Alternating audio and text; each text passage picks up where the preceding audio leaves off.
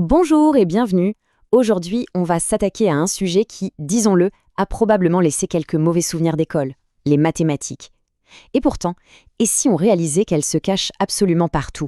Des algorithmes de notre smartphone jusqu'à notre playlist préférée. Allez, on va voir ça de plus près. Pour commencer, on va parler d'une question que l'on s'est presque tous posée un jour, probablement face à un tableau rempli de signes un peu incompréhensibles. Ah, la voilà, la fameuse phrase. On l'a tous entendue, peut-être même pensée très fort. C'est un peu le cliché absolu, non? Eh bien, c'est justement cette idée reçue que l'on va essayer de déconstruire ensemble aujourd'hui. Mais est-ce que c'est si vrai que ça, et si cette affirmation était en fait tout simplement fausse? Allez, on va creuser un peu pour voir ce qu'il en est vraiment. Ok, alors on plonge dans le vif du sujet. On va commencer par chercher les maths là où on s'y attend le moins, dans nos gestes les plus simples, dans les objets qu'on utilise tous les jours. Prenez un smartphone, par exemple.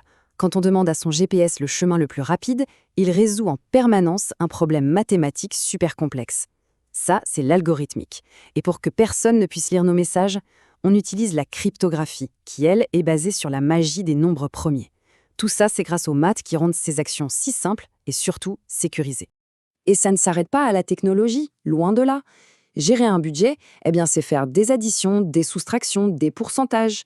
Même une chose aussi simple que suivre une recette de cuisine, c'est jongler avec des proportions, des conversions. En fait, c'est de la logique mathématique qu'on applique sans même s'en rendre compte. Prenons un autre exemple tout bête, un achat en ligne. Le calcul de la réduction sur un article, c'est un simple pourcentage. L'estimation du délai de livraison, ça, c'est un calcul de vitesse et de distance. Et la sécurisation du paiement, hop, revoilà la cryptographie qui protège les données. 3 étapes, 3 applications directes et invisibles des maths.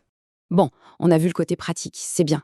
Mais ce qui est peut-être encore plus surprenant, c'est de voir que les maths sont aussi au cœur même de nos divertissements, de nos passions. Le moindre petit saut dans un jeu vidéo, par exemple. Pour que la trajectoire du personnage ait l'air réaliste, le moteur du jeu est en train de calculer en permanence des équations complexes de physique et de géométrie.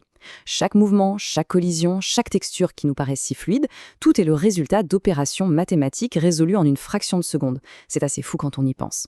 Et la musique alors? On la voit souvent comme quelque chose de purement émotionnel, n'est-ce pas?